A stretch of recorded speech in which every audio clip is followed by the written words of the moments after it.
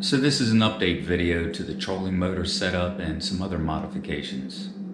So thanks to Yak and Fish, I couldn't leave the kayak alone. I had to come back and put a new finish on my rod holder setup that I made. This is a hydro dip. I just put a few different colors together, varied the look. Something I had to do since winter is still lurking and I can't get out and fish. I also did the same finish on the trolling rod holders. I took this trolling rod holder setup from another guy on YouTube. The rod holders are tied together under the seat in the middle, and then this long shaft is nice because it allows for a longer rod butt if you like. I've got the piece of PVC tied to the seat here and on the other side, so it has plenty of ability to take a lot of force, perhaps unlike rod holders that you put in the track on the side of the kayak. One other thing about this trolling rod holder setup is that you can take it apart. It's modular and store it in the forward hatch when you're not actively trolling.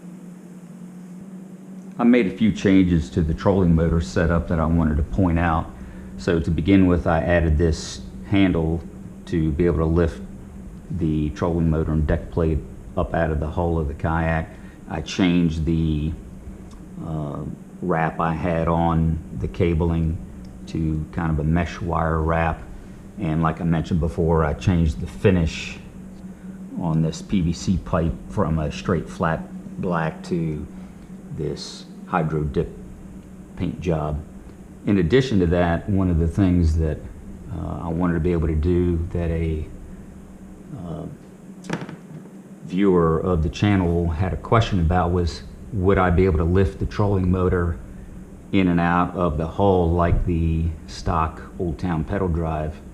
The answer to that now is yes. I pull up on the handle and I can lift the trolling motor up and then turn it to the side and leave it sit just like that. So the wiring for the motor is long enough. I have a threaded joint right here that allows this unit to turn. And then I put a clamp on the bottom side of the deck plate that I made so everything is sandwiched together and stabilized. And I actually put a screw in through the bottom to also make this more stable. So it's an easy operation just to drop this straight back down in and lock it into place, not dissimilar to the Old Town pedal drive. One additional thing I can do in addition to lifting it out, not only can I set it aside here, I can even spin it around and put it off the front of the kayak if I want to set it up there like that. So in either case, I can get the trolling motor while still hooked up and locked into place. I can get it out of the way. In addition to that, I made a little deck plate to be able to drop in case I'm in skinny water and paddling, so I don't lose any of my equipment through the hole. One other significant change to the trolling motor setup is that I cut off 6 inches of the original 24-inch shaft to make this all sit lower in the cockpit of the kayak, and I think it works out well and makes things a little more trimmed up and neat and clean. There are 2 sets of wires that come off the trolling motor. One set is the positive and negative for the battery. The other is a set of wires used for the stock switch that I just have kind of wrapped to the battery leads. Again, I just use a quick connect right here to disconnect to be able to take the trolling motor in and out of the kayak. So I've got all the wiring for the trolling motor running through the hull and back toward the switch and back to the battery. I've got a lead running from the hole, a quick connect to the battery box, inside the battery box to a 40 amp fuse, and then out to the leads back here on the back of the box. I don't have to disconnect these leads off the box. All I do is disconnect the quick connect there off the hole, and then I just take the whole battery box as it sits right out of the kayak. So I wanted to locate the switch for the pulse width modulator to control the trolling motor right next to my seat for convenience, and I located it in this little electrical box which I've attached with this yak gear quick release, and it sits right here next to the seat.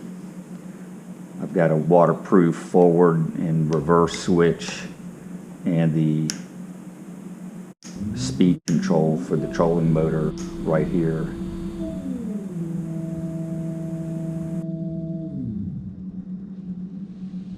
It's also connected to the pulse width modulator by a piece of 8-strand network cable that runs through the hull.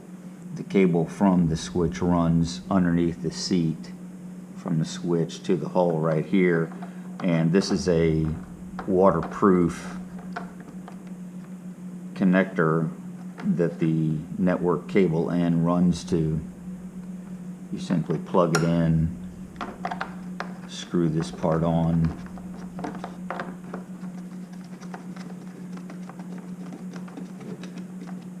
and then tighten the gland nut to keep the cable secure.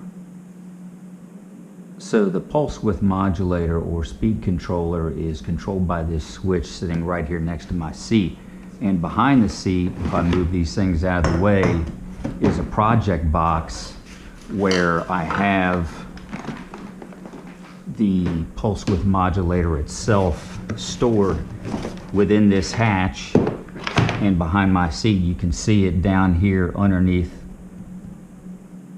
So the way I have my pulse width modulator wired is there's a network lead coming out of the box that's connected to this through-hole waterproof connection that runs up here to the switch, and that's how I control the motor. There's a pair of leads that runs to the battery and a pair of leads that runs forward to the motor, and that's where the pulse width modulator, which has got a fan on it and it's in this project box, is tucked away inside the hull. This is the inside of the project box. This is the pulse width modulator. It's got a fan sitting on top of the heat sink. This blue cable is a network cable that's got 8 strands of wire that I use to cut off and reconnect the switches to be able to control it over here next to my seat. In addition, I've got quick connects for battery and for the motor that allow me to be able to just take the project box right out of the kayak when I'm not using the kayak.